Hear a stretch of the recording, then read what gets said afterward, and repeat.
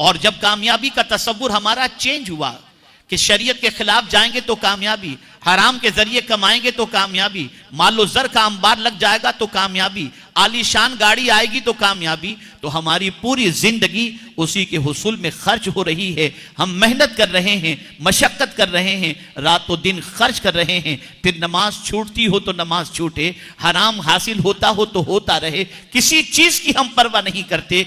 जब हम कुरान के फॉर्मूले के खिलाफ जाते हैं तो दौलत तो आ जाती है, सुकून चला जाता है, माल तो आ जाता है, इत्मीनान निकल जाया करता है। मेरे प्यारे आका सल्लल्लाहु तआला अलैहि वसल्लम के प्यारे दीवानों, अब हमारा दिल जो आज गुनाह, गीबत, चुगली और बुराइयों के दलदल के अंदर हमारा दिल आलूदा हो चुका है और डूब चुका है, ए रसूल आजम सल्लल्लाहु अलैहि वसल्लम के दीवानों, इसकी वजह से इत्मीनान की दौलत निकल चुकी।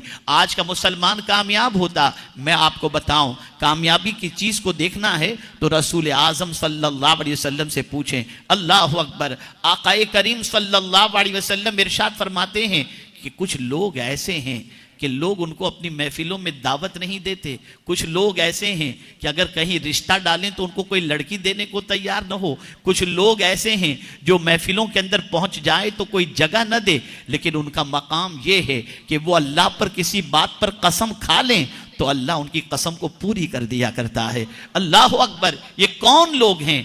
वो लोग हैं जिन्होंने अपने नफ्स को पाक किया, अपने नफ्स को आलूदगी से पाक कर लिया। मेरे प्यारे आका सल्लल्लाहु अलैहि वसल्लम के प्यारे दीवानों, आप देखिए हजरत हसन बसरी रहमतुल्लाह ताला अलैह मस्जिद के अंदर नमाज के लिए तशरीफ ले जा रहे हैं।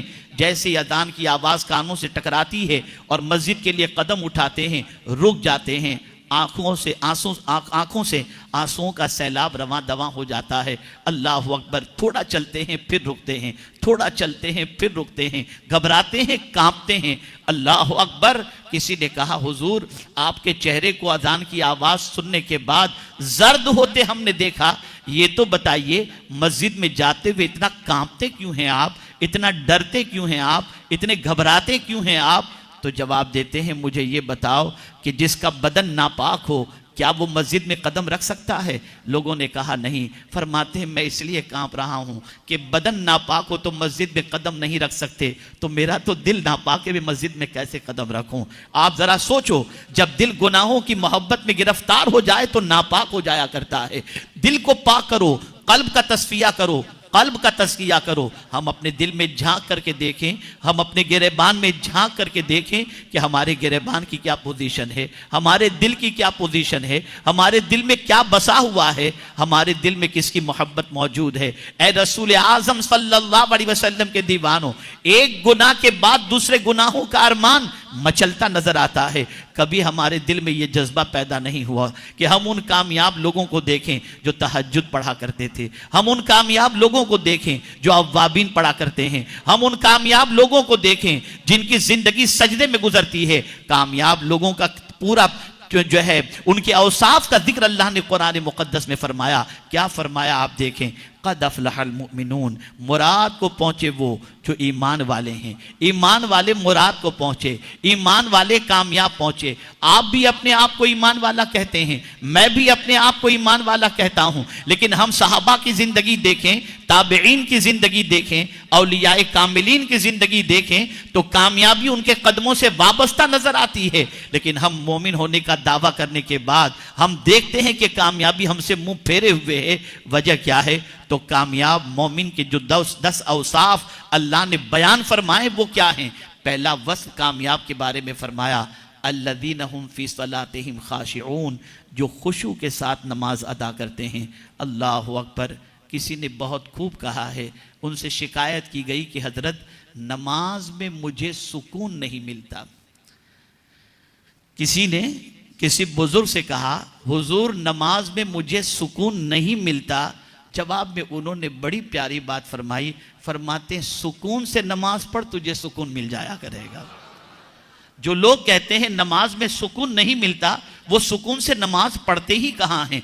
कभी नमाज के अंदर आसमान को देख रहे हैं, कभी दाएं देख रहे हैं, कभी बाएं देख रहे हैं। आज ही मैं एक हदीस मुबारका पढ़ा, रोंगटे खड़े हो गए। बुखारी शरीफ की यह हदीस है।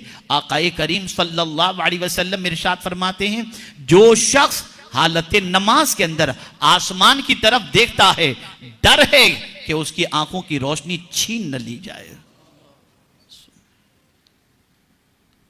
और हजरत अनस रदी अल्लाह तआला अन्हु से सरकार सल्लल्लाहु अलैहि वसल्लम ने फरमाया, ए अनस, हालत नमाज में इधर उधर न देखा करो, हालत नमाज में इधर उधर न देखना, इसलिए कि डर है कि इसकी वजह से हलाकत नसीब हो जाए।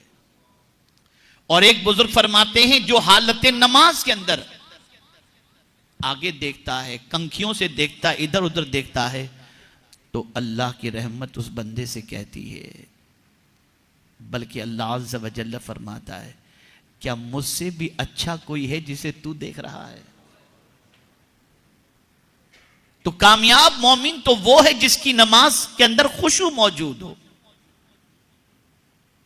खुशू के दो तरीके हैं, एक जाहिरी खुशू, एक बातिनी खुशू। जाहिरी खुशू क्या है? तो जाहिरी खुशू यह है कि आपका वजू दुरुस्त हो, आपके कपड़े सही हों, आप हालत नमाज में अपने पैंचों से खेलते ना हो, अपने पायजामे से खेलते ना हो, पूरी तवज्जो के साथ नमाज पढ़ रहे हों। और बातिनी खुशू ये है कि आपकी तवज्जो काबे की तरफ नहीं, रब्बे काबे की तरफ हो।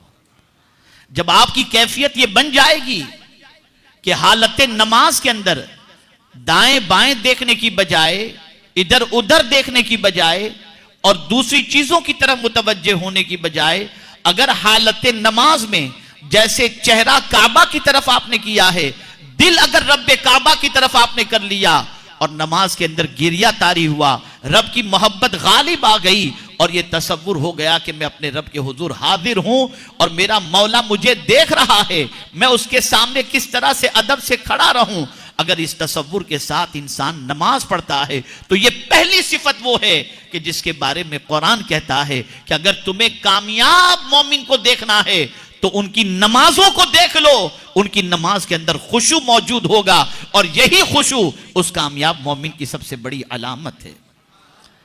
रसूल गिरामी वक़ार सल्लल्लाहु अलैहि वसल्लम के सहाबा में सहाबा के पैरों पर तीर चला दिए जाते, लेकिन उनको पता नहीं होता, वो नमाज के अंदर इतने मसरूफ होते।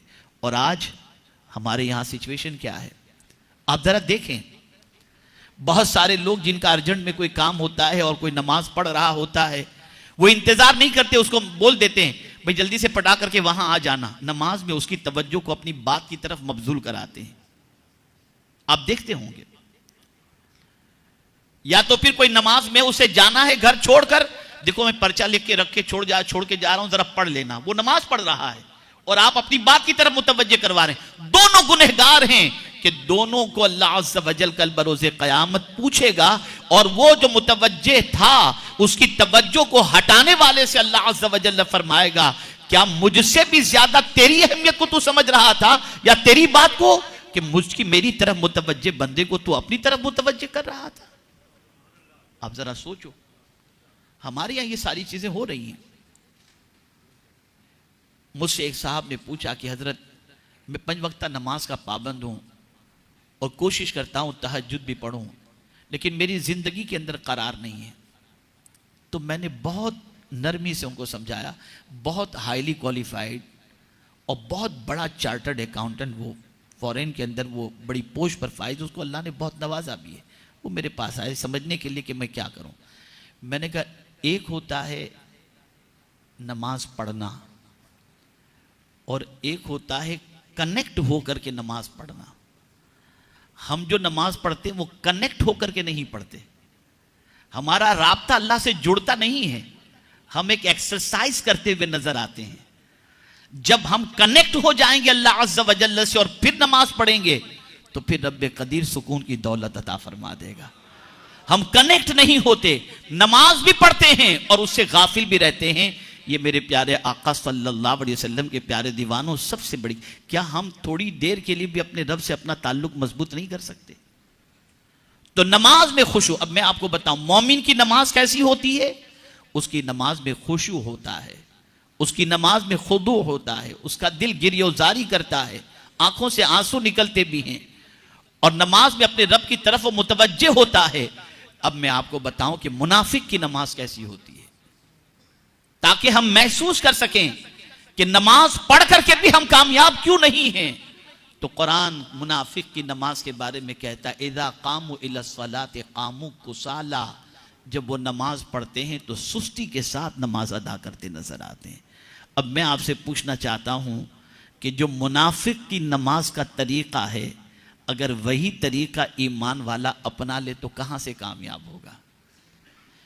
नमाज जब पढ़ो सुकून के साथ पढ़ो, खुशू और खुदू के साथ पढ़ो, अल्लाह अज़्ज़ व जल्ल से लौ लगा करके पढ़ो, फिर देखना यही नमाज बेहयाई से भी रोकेगी और बुरी बातों से भी रोकती हुई नजर आएगी। तो कामयाब वो बंदा है, वो मोमिन है जिसकी नमाज के अंदर खुशू मौजूद है। दूसरी बात कुरान ने कही, वल्लज़ीना हुम अनिल लग़्व मुअरिदून, जो लग़वियात से एराज करते हैं। लग़्व फुजुल काम, खास तवज्जो चाहूंगा इस चीज पर, जो फुजुल काम से एराज करते हैं, बचते हैं। अब ये लग़्व किसे कहते हैं, तो मुफस्सिरीन फरमाते हैं लग़्व ये कोई नाजायज काम नहीं है, लेकिन लग़्व कहते हैं उस काम को, तवज्जो चाहूंगा सीख करके जाओ, लग़्व उस काम को कहते हैं जिसका न दुनिया में कोई फायदा हो और न आखिरत में फायदा हो। तवज्जो चाहूंगा, लग़्व उसको कहते हैं, फालतू फुजुल उसको कहते हैं जिसका न दुनिया में कोई फायदा हो और न आखिरत में फायदा हो, भले वो काम हराम न हो लेकिन लग़्व फुजुल। जैसा कि आज का मुसलमान रात को कहीं बैठ करके गपशप करने बैठ जाता है, क्या करते हैं, टाइम पास कर रहे हैं, ये लग़्व है। आओ चलो कैरम खेल लेते हैं, आओ चलो थोड़ी देर बैठ करके ये फला चीज देख लेते हैं, फला काम कर लेते हैं, कोई दीनी चीज नहीं है, न दीनी फायदा है न दुनियावी फायदा। तो लग़्व चीजों से जो एराज करे, कुरान की रोशनी में वो कामयाब है। और अगर आज के मुसलमानों का जायजा लिया जाए तो मोर देन 95% मुसलमान जो है वो लग़्व के अंदर अपनी जिंदगी गुजारते नजर आते हैं। ऐसे काम में जिंदगी गुजारते हैं जिस काम का न दुनियावी कोई फायदा है न उखरवी कोई फायदा है, और मुसलमान अपना टाइम उसके अंदर पास करता हुआ नजर आता है। कुरान कहता है जो मोमिन कामयाब हैं वो कौन से मोमिन हैं, जो लग़्व से परहेज करते हैं, फुजुल कामों से परहेज करते हैं। मेरे प्यारे आका सल्लल्लाहु तआला अलैहि वसल्लम के प्यारे दीवानों, तो जब फुजुल कामों से परहेज करने पर अल्लाह कामयाबी अता करता है और वो चाहता है कि फुजुल कामों से बचे, तो जो लोग हराम काम करते हैं, अल्लाह और उसके रसूल के हराम करदा चीज़ों के अंदर गिरफ्तार हैं, नाजायज काम करते हैं, अल्लाह उन्हें कैसे कामयाबी अता फरमाएगा। अल्लाह तो ये चाहता है कि जो मेरे महबूब के दीवाने हैं उनसे कोई फुजुल काम हो नहीं, बल्कि वो जो भी काम करें उसका फायदा दुनिया में भी उन्हें नसीब हो और आखिरत में भी नसीब हो। मेरे प्यारे आका सल्लल्लाहु तआला अलैहि वसल्लम के प्यारे दीवानों, इसीलिए अल्लाह के रसूल सल्लल्लाहु अलैहि वसल्लम ने फरमाया, इस्लाम के हुस्न के अंदर यह है कि ला यानी बातों को छोड़ दिया जाए, यानी ये इस्लाम का हुस्न है। पता ये चला जो मुसलमान होगा वो फुजुल कामों में अपना वक्त ज़ाय नहीं करेगा, जो मुसलमान होगा वो फुजुल कामों में वक्त खर्च नहीं करेगा, जो मुसलमान होगा वो फुजुल चीज़ों से अपने आप को बचाता हुआ नजर आएगा, जो मुसलमान होगा वो लग़वियात से परहेज करता नजर आएगा। मुझे एक बुजुर्ग का वाकया याद आ रहा है, अल्लाह अकबर, वो कई दिनों तक तो जिंदगी अपनी रोटी खाने में गुजारते रहे, फिर रोटी से जितनी कुव्वत मिली बैठ करके सोचने लगे कि मैं रोटी खाता हूँ तो रोटी को चबाने में जो वक्त जाता है, क्या रोटी के ज़रिए जितनी ताकत मुझे मिलती है मैं कोई ऐसी चीज़ अपनी ज़िंदगी में इस्तेमाल करूं कि रोटी से मिलने वाली कुव्वत जितनी कुव्वत मुझे नसीब हो जाए और मेरा वक्त बच जाए। तो उन्होंने सोचा कि मैं एक मशरूब तैयार कर लेता हूं जिसे मैं पी लूं तो पीने में मेरा वक्त इतना बच जाएगा कि रोटी चबाने में इतना वक्त जो जाता है उतना वक्त मैं अल्लाह की तस्बीह कर सकता हूं। तो अल्लाह अकबर, उन्होंने काउंटिंग किया, रोटी चबाने में जितना वक्त गुजरता है एक लुकमे के चबाने में कई बार सुबहान अल्लाह वो कह सकते हैं। तो उन्होंने उसके बाद से मशरूब पीकर पीना शुरू कर दिया और उतना वक्त अल्लाह की तस्बीह में खर्च करना उन्होंने शुरू किया। अल्लाह वालों, इसलिए वो कामयाब थे। इसका मतलब ये नहीं कि आप भी रोटी खाना छोड़ दें, नहीं।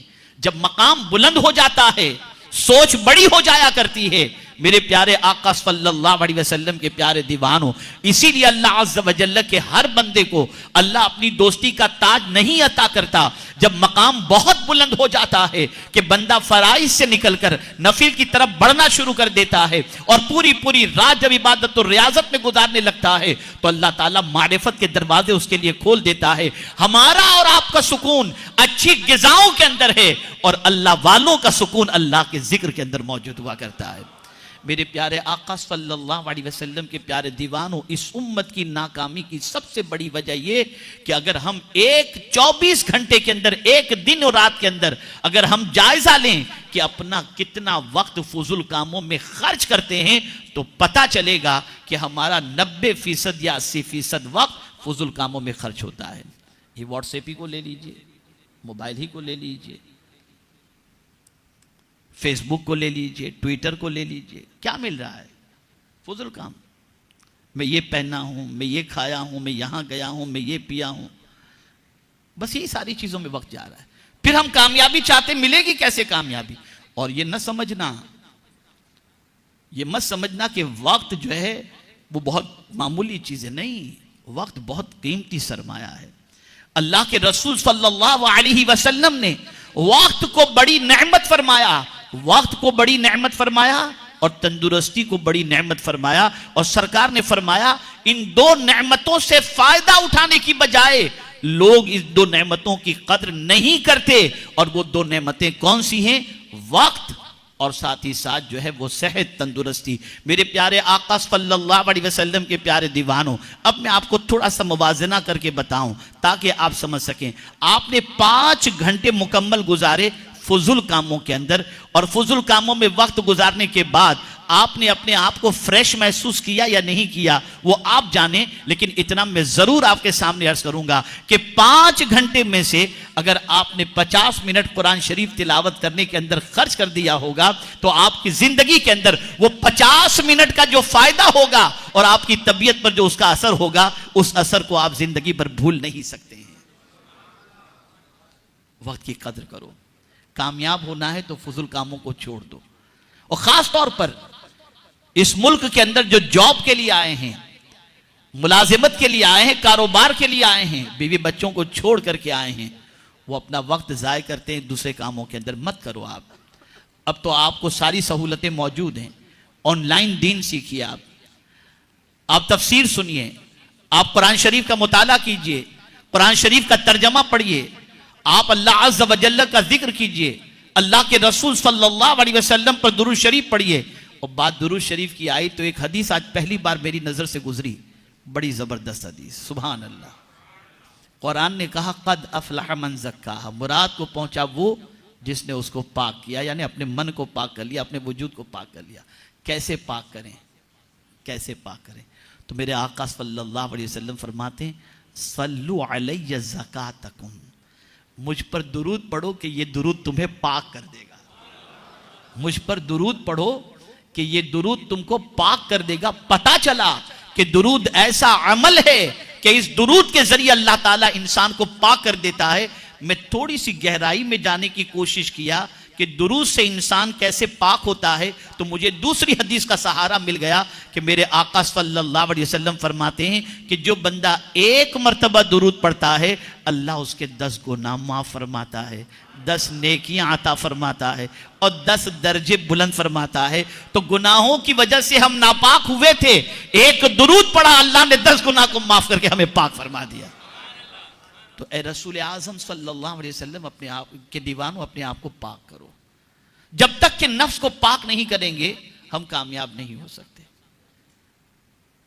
और कुरान मुकद्दस में अल्लाह अज़्ज़ व जल्ल ने एक और मकाम पर फरमाया, वमन युतिइल्लाह व रसूलहू व यख्शल्लाह व यत्तक़ी फउलाइका हुमुल फाइज़ून। अल्लाह अज़्ज़ व जल्ल इरशाद फरमाता है, जिसने अल्लाह की इताअत की और अल्लाह के रसूल सल्लल्लाहु अलैहि वसल्लम की इताअत की और अल्लाह से डरा, बेशक वही कामयाब हैं। पता चला कामयाबी अगर चाहिए तो नफ्स की नहीं सुनना, अल्लाह की बात माननी है और अल्लाह के रसूल की बात माननी है। और जो अल्लाह और उसके रसूल की बात मानेगा, कुरान ने उसको कामयाबी का मुज़्दा अता कर दिया, उसे कामयाबी के कामयाबी की जमानत अता फरमा दी। मेरे प्यारे आका सल्लल्लाहु तआला अलैहि वसल्लम के प्यारे दीवानों, कभी हमारे जहन में ये बात आई कि गुनाहों की वजह से हमारा मन नापाक हो चुका है, हमारा वजूद नापाक हो चुका है, हम इसे पाक करें? हम तो कपड़ों की पाकी की फिक्र करते हैं, हम तो बदन की पाकी की फिक्र करते हैं, लेकिन ए रसूल आज़म सल्लल्लाहु अलैहि वसल्लम के दीवानों, अपने वजूद को गुनाहों के धब्बों से पाक करो। ये गुनाहों के धब्बे वो धब्बे हैं जिसकी वजह से इंसान का दिल सियाह हो जाता है और इंसान के जिस्म से सुकून रुखसत हो जाया करता है। आप देखें, सरकार तो खुद ही पाक, तवज्जो चाहूंगा, हुजूर सल्लल्लाहु अलैहि वसल्लम खुद ही पाक और उनका मन भी पाक, उनका तन भी पाक। कि आला हजरत कहते हैं, तू जो चाहे तो अभी मैल मेरे दिल के धुले, कि खुदा दिल नहीं करता कभी मैला तेरा। सरकार का तन भी पाक, मन भी पाक। तवज्जो चाहूंगा, अगर ये बात याद रह गई और समझ में आ गई तो मैं समझूंगा कि आज के इज्तिमा में आप बहुत बड़ा सबक लेकर के जा रहे। तन भी पाक, मन भी पाक और खुद को पाक करने वाला अल्लाह ने बनाया भी। हुजूर सल्लल्लाहु अलैहि वसल्लम मुज़क्की बनकर आए। कुरान कहता है, कमा अरसलना फीकुम रसूलम मिनकुम यतलू अलैकुम आयातिना व युज़क्कीकुम, कि ये रसूल तुम्हें पाक करते हैं। अल्लाह अकबर। तवज्जो चाहूंगा, हुजूर भी पाक करने वाले, खुद भी पाक, तन भी पाक, मन भी पाक और खुद पाक करने वाले। लेकिन दुआ क्या करते हैं अल्लाह की बारगाह में? हुजूर अल्लाह की बारगाह में दुआ क्या करते हैं? कुर्बान जाइए उम्मत की तालीम के लिए, दुआ बताइए। अल्लाह की बारगाह में दुआ करते, अल्लाहुम्मा आति नुफूसना तक़वाहा व ज़क्किहा फ़इन्नका खैरुम मन ज़क्काहा। खुद मुज़क्की होने के बावजूद भी अल्लाह की बारगाह में दुआ करते हैं कि अल्लाह मुझे अपना तक़वा अता फरमा और मेरे नफ्स को पाक फरमा दे। मुज़क्की होकर तज़किये की दुआ अल्लाह की बारगाह के अंदर फरमाते हैं और अल्लाह की बारगाह में दुआ करते हुए अर्ज करते हैं कि अल्लाह तुझसे बेहतर पाक करने वाला कौन हो सकता है? वो जो खुद पाक करने वाले आए फिर भी पाकी की दुआ करते हैं। और हमारा मन भी नापाक, हमारा तन भी नापाक, हमारा कपड़ा भी नापाक, लेकिन कभी हम पाक होने की दुआ अल्लाह की बारगाह में करते भी नहीं और पाक रहने की फिक्र भी नहीं करते। बल्कि बाज जालिम तो ऐसे नौजवान मिलेंगे कि अगर उनसे कहा जाए नमाज पढ़ लो, हम नापाक हैं, हम नापाक। मन को पाक करो और तन को पाक करो। गुनाहों से अपने आप को बचाओ, गुनाहों से अपने आप को बचाओ। अगर कामयाब होना चाहते हो तो गुनाहों के धब्बे जिस्म पर न लगें, गुनाहों की मोहब्बत दिल में पैदा ना होने दो। मेरे प्यारे आका सल्लल्लाहु तआला अलैहि वसल्लम के प्यारे दीवानों, इसी के साथ साथ जिसने मासियत के अंदर अपने वजूद को घेर लिया, छुपा लिया, कुरान कहता है कि वो खसारे के अंदर है। तो हम नाकाम इसलिए हैं कि हमारे वजूद को गुनाह घेरे हुए है। हमारे वजूद की पोजीशन ऐसी है कि हम जहां बैठते हैं वहां भी गुनाह, जहां जाते हैं वो भी गुनाह के मराकिज, और जिंदगी भी गुजरती है तो गुनाहों के अंदर, जिसकी वजह से हम नाकाम हैं। अगर कामयाब होना है तो आज तक जिंदगी में जो गुनाह हुए हैं उससे अल्लाह की बारगाह में सच्चे दिल से तौबा भी करनी चाहिए और साथ ही साथ अपने मन को पाक करने की कोशिश करनी चाहिए। मेरे प्यारे आका सल्लल्लाहु अलैहि वसल्लम के प्यारे दीवानों, यहाँ से कामयाबी का एक अजीम तसव्वुर हमारे सामने आया और वो तसव्वुर ये है कि ये जितनी मादी चीजें हैं, इन चीजों को हम कामयाबी का जरिया जो समझते हैं, हकीकत में वो चीजें कामयाबी के जरिया नहीं है। हकीकत में कामयाबी वो है कि इंसान अपने मन को पाक कर ले, इंसान अल्लाह अज़्ज़ व जल्ल की बंदगी खुशू और खुजू के साथ करे, और फिर उसके बाद अगर कुछ न भी हो दुनिया की चीजें, तब भी अल्लाह के नजदीक वो काम